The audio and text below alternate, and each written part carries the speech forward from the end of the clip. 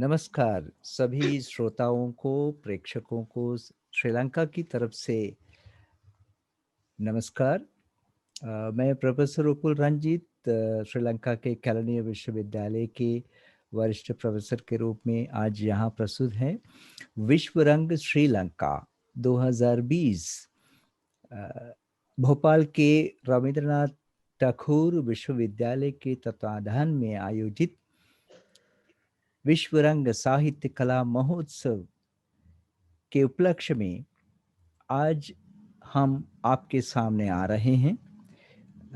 श्रीलंका में हिंदी अध्ययन तथा अध्यापन शीर्षक पर थोड़ी सी परिचर्चा करने के लिए, एक संवाद स्थापित करने के लिए, तो इस बारे में कुछ जानकारी दुनिया के अन्य हिंदी से संबंधित, हिंदी से साहित्य से संबंधित, हिंदी अध्यापन से संबंधित हमारे साथियों को देने के उद्देश्य से अब हम यहाँ पर पहला मैं परिचय देना चाहता हूँ।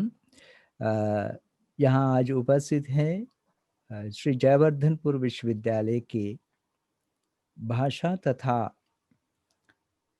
सांस्कृतिक एवं रंगकला विभाग की वरिष्ठ हिंदी प्राध्यापिका डॉक्टर नीलांती राजपक्ष जी और सबरगमु विश्वविद्यालय के भाषा अध्ययन विभाग के विभागाध्यक्ष डॉक्टर संगीत रत्नायक जी और शिक्षा मंत्रालय के अधीन आने वाला एक राष्ट्रीय संस्था है, एक राष्ट्रीय संस्था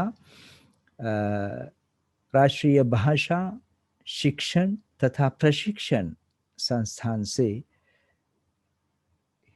अकादमिक अधिकारी रिद्मा निसादिनी लांसकार जी। आज हमारा शीर्षक है श्रीलंका में हिंदी अध्ययन तथा अध्यापन। अब हम शुरू करने के लिए हम रिद्मा जी को मैं निमंत्रण देता हूँ। जी, श्रीलंका की ओर से विश्व रंग अंतर्राष्ट्रीय साहित्यिक महोत्सव के लिए हार्दिक शुभकामनाएं। और आज हम इस पटल पर श्रीलंका में हिंदी अध्ययन और अध्यापन के बारे में कुछ जानकारी आप सभी के सामने इस पटल द्वारा उपस्थित करना चाहते हैं। तो सबसे पहले हमारे हिंदी श्रीलंका के हिंदी अध्ययन एवं अध्यापन के क्षेत्र के सबसे वरिष्ठ प्रोफेसर है कैलेंडर विश्वविद्यालय के हिंदी विभाग के अधीन विनेत्री वरिष्ठ प्रोफेसर उपल रंजीत हेवा वितानगमगे जी हिंदी पर काम कर रहे हैं। तो हम सबसे पहले आपसे श्रीलंका में हिंदी भाषा को लेकर किस तरह से पृष्ठभूमि बन गई है, उसकी तैयारी कैसे हो गई है, आपसे कुछ हम जानकारी प्राप्त करना चाहते हैं। तो आपसे सविनय अनुरोध है कि हमें उस जानकारी से लाभान्वित करें। धन्यवाद। महात्मा गांधी जी ने एक बार कहा कि हिंदी केवल भारत की राष्ट्रभाषा नहीं, हिंदी एक हृदय की भाषा है। हिंदी एक राष्ट्रभाषा नहीं, हिंदी एक हृदय की भाषा है। उस हृदय की भाषा को हम उसे उसका पढ़ना और पठन पाठन, ये पढ़ाई, इससे संबंधित माने कुछ इतिहास हमारे पास है लंका में। मैंने इस इतिहास के बारे में थोड़ा सा शोध किया और लेख भी लिखा इस शीर्षक पर। तो उसी के अनुसार मैं कुछ जानकारी आप लोगों के साथ आदान प्रदान करना चाहता हूँ, बांट लेना चाहता हूँ। श्रीलंका में हिंदी अध्ययन तथा अध्यापन का लगभग 5 दशकों से अधिक समय का इतिहास दर्शाव है। इसकी पृष्ठभूमि लगभग 14 दशकों से पहले निर्मित हो गई थी। माने 1880 में द एल्फिंस्टन ड्रामेटिक कंपनी नामक एक फारसी नाटक दल का आगमन हुआ। मुंबई से ये इस इसका ये दल मुंबई से लंका आ गया था। इस घटना से सिंहली रंगमंच को बहुत प्रभावित हुआ इस दल के साथ। केवल रंगमंच ही नहीं, भारतीय शास्त्रीय संगीत को भी एक रसिक जनों से अवगत कराया इस दल ने। इस समय हमारे रंगमंच में, सिंहली रंगमंच में इसी प्रभाव के साथ रामायण, इंद्र सभा, सत्य हरिश्चंद्र आदि भारतीय संभाव्य साहित्य से संबंधित कथाओं का अनुवाद और रूपांतरण तथा मंचन होने का समय आ गया था। इन्हीं नाटकों के संगीत संयोजन हेतु भारतीय संगीतज्ञों को यहाँ बुलाया गया। हमें हमें याद है कि एक दो नाम, और विश्वनाथ लवजी नामक एक भारतीय संगीतज्ञ मुंबई से आ गया था यहाँ के नाटकों का संगीत संयोजन करने के लिए। और इसके बाद इससे प्रेरणा पाकर लोग, यहाँ के लोग, कला क्षेत्र से संबंधित लोग भारत जाने लगे। साथ साथ 20वीं सदी के पूर्वार्ध में, माने 1934 और 41 को गुरुदेव रविंद्रनाथ ठाकुर की लंका यात्राएं भी अतिशय महत्वपूर्ण मानी जा सकती है। इन यात्राओं के कारण तत्कालीन श्रीलंका की स्वतंत्रता आंदोलन, साहित्य तथा कला आदि क्षेत्रों में एक महत्वपूर्ण प्रोत्साहन अवश्य मिला। इसके बाद महात्मा गांधी जी की भी लंका यात्रा हुई 1900, मेरे ख्याल से इससे पहले 27 में। उनसे भी बहुत प्रेरणाएं हमारे माने विद्या अर्जन करने वाले, माने कला अर्जन करने की चाह करने वाले लोगों को बहुत ही प्रोत्साहन और प्रेरणा मिली ऐसे महान व्यक्तियों की लंका यात्रा से। इसके बाद बहुत लोग यहाँ से काशी विद्यापीठ, शांति निकेतन, क्या वो भातखंडे लखनऊ संगीत विद्यापीठ आदि विद्यास्थानों में जाकर वे ललित कलाएं पढ़ने लगे और हिंदी पढ़ने लगे, संस्कृत पढ़ने लगे, अनेक विषयों का अध्ययन करने लगे लंका से जाने वाले व्यक्ति। और इसके बाद ये उस ज्ञान को लेकर लंका आकर वे लोग इसका प्रचार प्रसार भी करने लगे। वो काशी विद्यापीठ गए एक KMW कुरुप्पू नामक व्यक्ति को श्रीलंका की सरकार ने हिंदी से संबंधित शिक्षा मंत्रालय का एक अधिकारी बनाया गया हिंदी से संबंधित गतिविधियों को चलाने के लिए। तो इस तरह की अध्ययन संबंधी भारतीय शास्त्र संबंधी अध्ययन संबंधी गतिविधियां धीरे धीरे बढ़ने लगी और हिंदी को भी इसमें महत्वपूर्ण स्थान मिल गया। इसके साथ साथ पिरिवनों में, पिरिवन माने जहाँ भिक्षुओं का अध्ययन अध्यापन हो रहा है, एक अलग शिक्षा केंद्र है। ऐसे दो केंद्र थे यहाँ, विद्यालंकार पिरिवन और विद्योदय पिरिवन। बाद में ये विश्वविद्यालय बन गए हैं उन्हीं विश्वविद्यालयों में से एक है विद्यालंकार विश्वविद्यालय, इसके बाद विद्योदय विश्वविद्यालय। मैं विद्यालंकार विश्वविद्यालय से हूँ और डॉक्टर नीलांति जी विद्योदय विश्वविद्यालय से हैं, लेकिन वर्तमान में इन दोनों के नाम अलग-अलग हैं। वो जगह के नाम से, स्थानीय जगह के नाम से ये जाने जाते हैं। विद्यालंकार विश्वविद्यालय आज केलनिया विश्वविद्यालय है और विद्योदय विश्वविद्यालय अब श्री जयवर्धनपुर विश्वविद्यालय है, इस तरह। और इसी इसी हमारे इस विद्यालंकार पिरिवन में राहुल सांकृत्यायन जी, आनंद कौशल्यान जी, अनेक भारतीय पंडित लोग वहाँ आ गए और वो बौद्ध धर्म सीखने लगे और इसके साथ साथ हिंदी का प्रचार प्रसार भी करने लगे। विद्यालंकार विश्वविद्यालय के प्रथम प्रोफेसर के रूप में राहुल जी के साथ यहाँ आए भदंत आनंद कौशल्यान जी हमारे मन में उनकी याद आती है।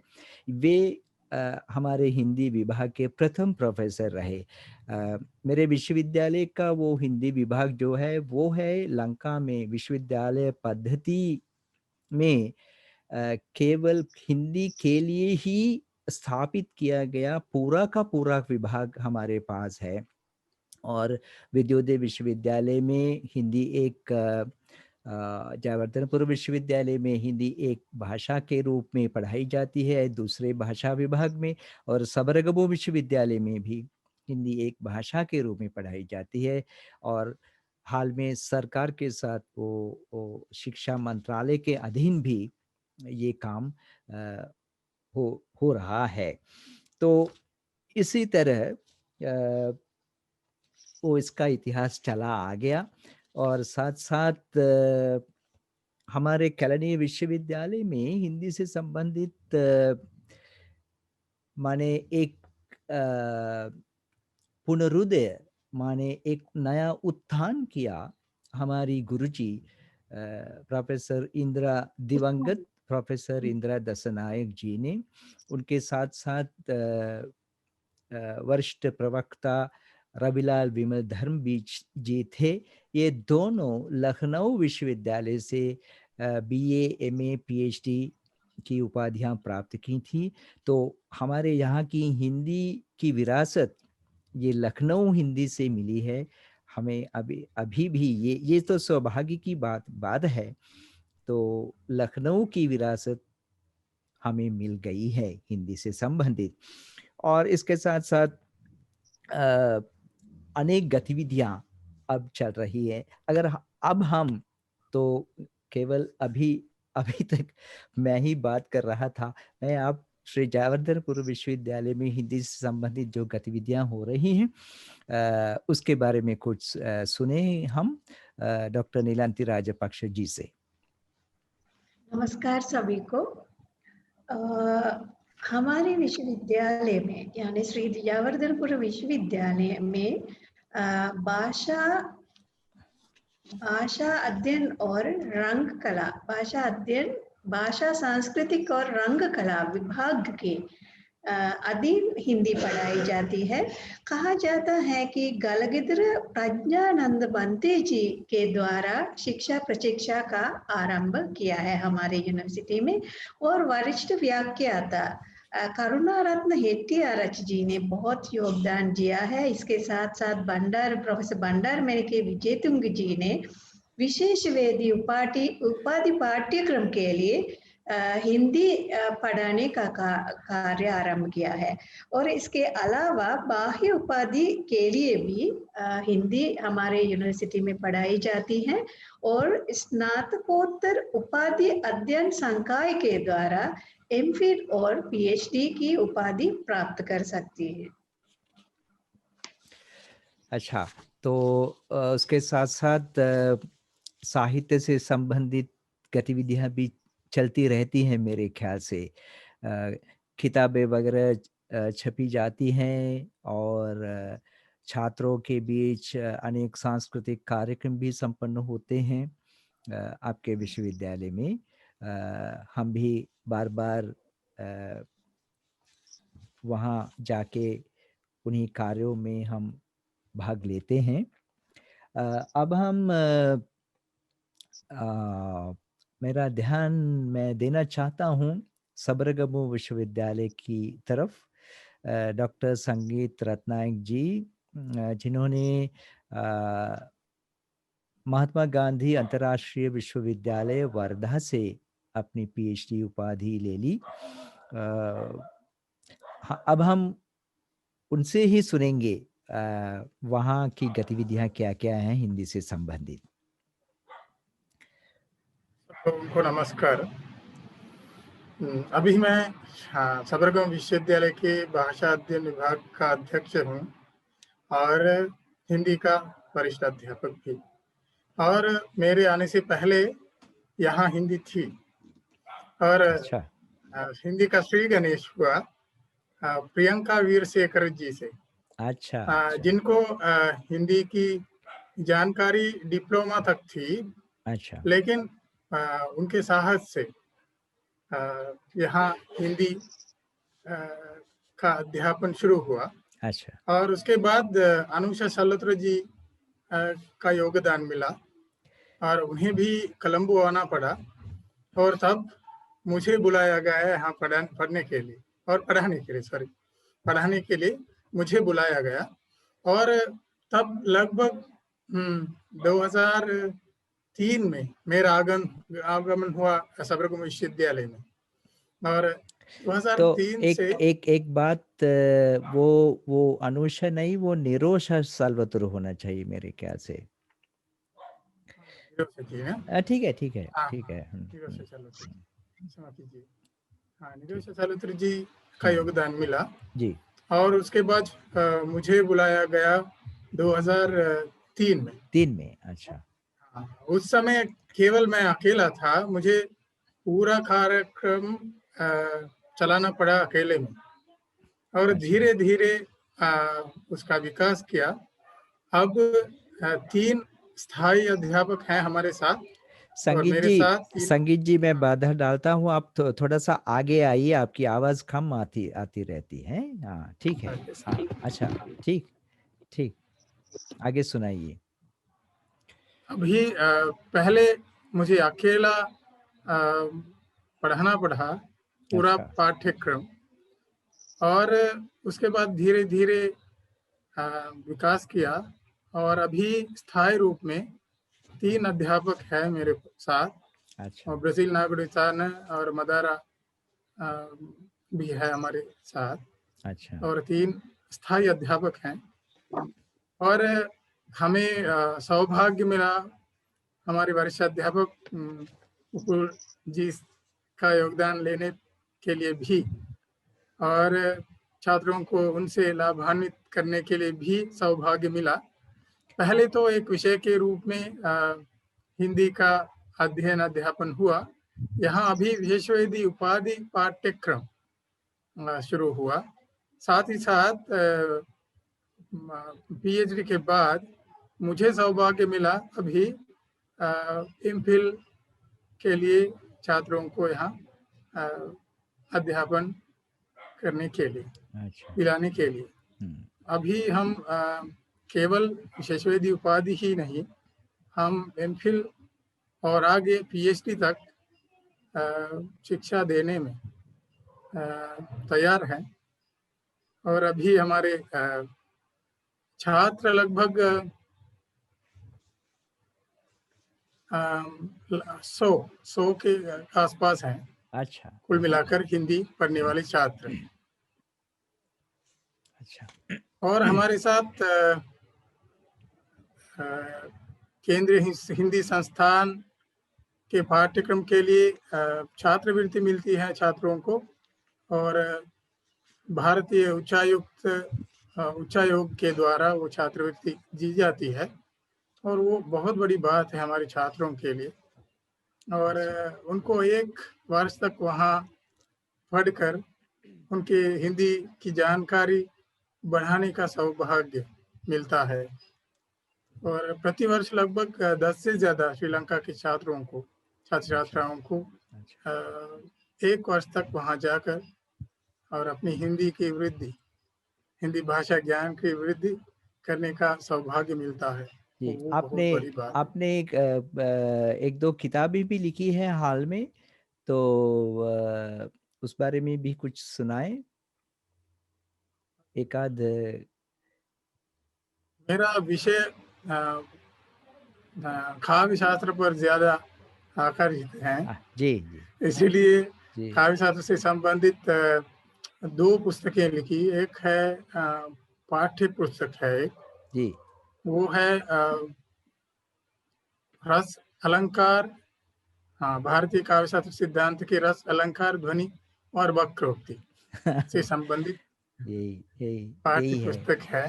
जी जी और उनके लिए मार्गदर्शन मिला हमारे वरिष्ठ अध्यापक, हमारे गुरु प्रोफेसर कुल रंजित थे गमगी जी से। मैं उनका आभारी हूँ, बहुत ही धन्यवाद सर। और एक पुस्तक मैंने लिखी, वो भी काव्य शास्त्र से संबंधित है। अच्छा वो रीति, वक्रोक्ति, ध्वनि से संबंधित है। अच्छा अच्छा, ठीक ठीक है। वो भी छात्रों को हम पढ़ने के लिए दे देते हैं। अच्छा लेकिन मेरी ये उसी का वो। पीएचडी व्याकरण पर हुआ, पीएचडी की उपाधि व्याकरण के विषय अच्छा पर हुआ। अच्छा अच्छा अच्छा अच्छा, ठीक है ठीक से है। संबंधित कुछ शोध कार्य हुआ, जैसे जी। रिसर्च आर्टिकल छपवाने का मौका मिला अच्छा भारतीय जर्नल से। अच्छा अच्छा। अब हम कामना करेंगे कि भविष्य में भी हिंदी से संबंधित अध्ययन अध्यापन कार्य को बढ़ावा आप दे दें, और उसके लिए हमारा सहयोग सदा मिलता रहेगा। और इसके बाद हम रिद्मा जी की तरफ जाना चाहते हैं। ये शिक्षा, ये सरकारी मंत्रालय के साथ एक हिंदी की पढ़ाई अब इस पिछले वर्ष में शुरू हुई मेरे ख्याल से। तो आप सबसे पहले वो अकादमिक अधिकारी के रूप में उस कर्तव्य को संभाला, तो उस बारे में आप कुछ माने ये पहली बार सरकारी मंत्रालय के अधीन ये सब हो रहा है, विश्वविद्यालयों के अतिरिक्त, ये तो बड़ी बात है। तो इस बारे में आप कुछ सुनाएं तो अच्छा लगेगा। जी, धन्यवाद सर मुझे ये मौका देने के लिए। वैसे श्रीलंका में राजभाषा मंत्रालय है, जो राजभाषाओं के संबंध से काम कर रहे हैं वो मंत्रालय। तो उस ओके, मंत्रालय के श्रीलंका अधीन एक में श्रीलंका में कितनी राजभाषाएं हैं? एक ही है, दो तीन है? 2 है श्रीलंका अच्छा में। अच्छा अच्छा अच्छा वैसे सिंहली और तमिल दोनों यहाँ के राष्ट्रभाषाओं के रूप में हम प्रयोग करते हैं। तो अच्छा हम हमारे मंत्रालय द्वारा सरकारी अफ़सरों को, सरकारी अधिकारियों को जी। दोनों राजभाषाओं में काम करने के लिए हम मतलब उनको हम दायरे बंधाते रहते हैं हमारे मंत्रालय द्वारा। तो अच्छा, हिंदी उसी को क्यों चुना? हिंदी का चयन किस लिए किया? वो हम हिंदी भारत के अधीन हम राज्य नहीं है कोई? जी, वही तो सर। पिछले वर्ष में मुझे उस मंत्रालय के अधीन चलने वाली एक संस्था है, जो राष्ट्रभाषा शिक्षण एवं प्रशिक्षण संस्थान है, उसमें अकादमिक अधिकारी के रूप में काम करने का सुअवसर मुझे मिल गया है। जी। तो आपके मार्गदर्शन में मैंने आपने भी बताया और मैंने भी सोचा कि हम क्यों ना हिंदी को यहाँ पर पढ़ाएँ। तो वैसे संस्थान के सभी लोग उस पर मतलब उसके लिए हमें हमारा धैर्य बंधाते रहते थे हर वक़्त। तो हमने अ श्रीलंका में विश्वविद्यालयों के अतिरिक्त जो भी हिंदी को पढ़ना चाहता है उसके लिए उन लोगों के लिए एक पाठ्यक्रम मतलब प्रमाण पत्र पाठ्यक्रम के रूप में हिंदी भाषा को पढ़ने के लिए हमें ये सुअवसर प्राप्त कर दिया गया है। अब उस पाठ्यक्रम को उच्च डिप्लोमा तक हम ले जाने के लिए हम कुछ काम कर रहे हैं आजकल। और आजकल बहुत ही रुचि रखते हैं, मतलब सरकारी अफ़सर भी हमारे संस्थान में आ रहे हैं इन पाठ्यक्रमों को पढ़ने के लिए, मतलब हिंदी भाषा को पढ़ने के लिए। वकील लोग आ रहे हैं और श्रीलंका में पढ़ाने वाले अध्यापक हैं सरकारी विद्यालयों में, तो वे भी हमारे संस्थान में बिना किसी भेद के बिना बहुत सारे लोग, बाल, वृद्ध, बहुत सारे लोग आ रहे हैं हिंदी भाषा को पढ़ने के लिए। बहुत सारे हिंदी प्रेमी हैं श्रीलंका में, तो हर जी, जी, जी। कोई जी, जी। ये तो विश्वविद्यालयों में नहीं जा सकते, तो जी, जी। हिंदी पढ़ने तो का मौका मिलना चाहिए उन ये लोगों को। इससे मैं कुछ जोड़ना चाहता हूँ कि आप ये सहृदयों को हम बता देंगे कि श्रीलंका में एक रसिक समाज, हिंदी रसिक समाज, एक बहुत बड़ा रसिक समाज है। वो इसका वातावरण इसलिए हुआ कि रेडियो सिलोन एक केंद्र बन गया था उस ज़माने में। पूरे एशिया को एक इसी तरह वो पूरे एशिया को ट्रांसमिशन में इसका प्रसारण हम कर सकते थे भौगोलिक तौर पर। तो इसी की वजह से श्रीलंका ब्रॉडकास्टिंग कॉरपोरेशन में एक हिंदी गानों का एक अलग पुस्तकालय है, रिकॉर्ड्स का, एलपी रिकॉर्ड्स रिकॉर्ड्स का। उन्हीं रिकॉर्ड से वो ये सिंघली चैनलों में भी, सिंघली तमिल अंग्रेजी चैनलों में भी प्रसारण होता रहा। इसी के साथ साथ ये रसिक समाज की का निर्माण हुआ। इसके साथ साथ हिंदी फिल्में 60 के दशक से, इससे पहले भी 60 के दशक से लेकर 70-80 दशक तक, ये 3 दशकों में हिंदी फिल्में आई थी। आप यकीन मान लीजिए कि गीत और अभिमान नामक 2 फिल्में एक ही फिल्म हॉल में 3 साल तक 4 दर्शन हुए थे। 3 साल तक लगातार 4 दर्शन हुए थे कोलंबो में, अभिमान और गीत नामक फिल्में। आप देखिए वो हिंदी रसिक समाज का प्रसार कितना है, वो कितना व्यापक है। तो इसी रसिक समाज के कारण और साथ-साथ भारतीय ललित कलाओं को पढ़ने वाले हमारे छात्रगण जो है, ये भी इसके साथ-साथ मिलते हैं। इसके साथ आ जाते हैं हिंदी सीखने के लिए वे माने बहुत उत्साह दिखाते हैं। और हमारे साथ भी ऐसा हुआ है ना, जी, जैसे उपुल जी स्वयं संगीत विशारद हैं और नीलंती जी स्वयं संगीत विशारद है, और रिद्मा जी। जी आप भी कुछ संगीत के काम करते हैं ना? मैं भी संगीत नहीं, प्रेमी नहीं, हूँ। वैसे मैंने नृत्य पर जी, जी। अच्छा, हाँ, अच्छा। नृत्य पर, हाँ, जी, जी, कुछ ना सही। कुछ कला, संगीत और कला से जी, जी, संबंधित जी। है भारतीय। हम भी उसी रसिकता के साथ हिंदी की तरफ आ गए। हमारे गुरुजन, मेरे संगीत के गुरुजन लखनऊ और लखनऊ भातखंडे से और शांति निकेतन से वो संगीत शिक्षा पाई थी उन्होंने। तो इसी की वजह से मुझे संगीत की विरासत और हिंदी की विरासत दोनों लखनऊ से ही मिल गई, ये तो खास बात है। और समय तो चलता रहता है, समय कभी नहीं रुकता। तो अंत में तो कहना बहुत है, कहने के लिए बहुत कुछ तथ्य हैं, तो लेकिन ये समयाभाव के कारण हमें थोड़ी देर में हमें ये इसका समापन करना पड़ेगा। अब मैं समापन पर आ रहा हूँ। सबसे पहले मैं धन्यवाद देना चाहता हूँ डॉक्टर नीलांती जी को, श्री जयवर्धनपुर विश्वविद्यालय के भाषा, सांस्कृतिक और रंग कला विभाग से हैं। वहाँ की हिंदी की वरिष्ठ प्राध्यापिका हैं और सबरकब विश्वविद्यालय के भाषा अध्ययन विभाग के अध्यक्ष डॉक्टर संगीत रत्नायक जी यहाँ पधारे।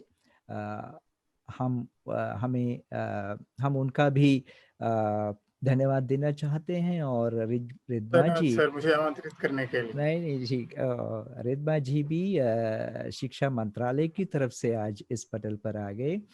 तो हमें और 4 मिनट बाकी हैं हमारे लिए। तो सर, मैं आप भी सभी कुछ बताना चाहती हूँ। शुभकामनाएं दीजिए विश्व रंग जी, के लिए। हाँ जी, विश्व रंग के लिए शुभकामनाएं तो जरूर हम दे रहे हैं।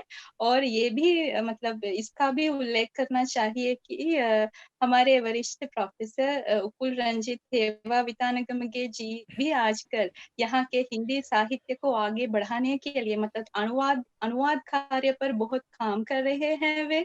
तो उनके बारे में आपको हम बता नहीं सकते कि आपके बारे में बताइए।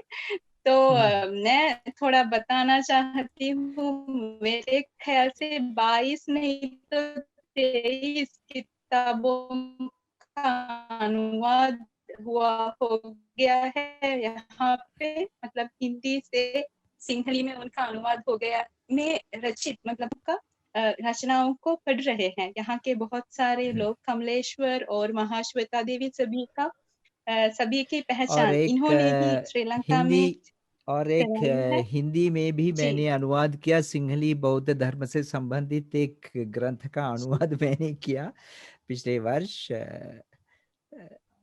क्योंकि दोनों तरफ ये होना जी चाहिए। सभी से आग्रह करना चाहता हूँ कि अगर हिंदी का प्रचार प्रसार केवल पढ़ाने से ही नहीं होता, वो लिखना पढ़ना भी, वो लिखना और छापना भी वो उसके अंतर्गत आना चाहिए। ऐसी गतिविधियां भी आनी चाहिए। तो और पिछले वर्ष मैंने एक प्रोफेसर असगर वजाहत का एक नाटक का अनुवाद किया, उसका रूपांतरण किया mahatma@gandhi.com नाम से। पिछले वर्ष इसका मंचन हुआ। तो इसी तरह के अनेक विभिन्न कार्यों को हम करने की थोड़ी सी कोशिश हम कर रहे हैं। आप सभी को अब 2 मिनट का समय बच गया है। जो कुछ कहना है तो आपके लिए और वो। श्रीलंका के राष्ट्र के द्वारा जी। आप कई बार सम्मानित किए गए, कई बार आपकी रचना कौशल्य के लिए। हाँ, जी जी जी जी जी। वो हमारे लिए भी बहुत बड़ी मेरी बात है। मेरी तारीफ मत हाँ। कीजिएगा। तो मैं ये कहना चाहता हूँ कि अगर अब आप अगली पीढ़ी है हमारी, तो अगर आप इसका प्रचार प्रसार और भी कर सकें आगे भविष्य में, मैं ऐसी कामना करता हूँ। इसमें लगे रहिएगा। वो हिंदी का इतिहास हम बताते रहे, तो उसका उजाला कीजिएगा भविष्य में। तो ये काम आप लोगों के हाथ में है। तो हम तो बूढ़े हो गए हैं, तो समय हाँ, चला हम गया है। आप हमारे प्रेरणा स्रोत है सर। आप वही प्रेरणा हाँ दे वही सकता तो। हूँ। अच्छा अच्छा, अब समय हो गया है। सभी को नमस्कार। विश्व रंग श्रीलंका की तरफ से हम आप सभी से इजाजत लेते हैं यहीं पर। धन्यवाद सर। हमारी शुभकामनाएं विश्व रंग साहित्य कला महोत्सव के लिए। हमारी ढेर सारी शुभकामनाएं।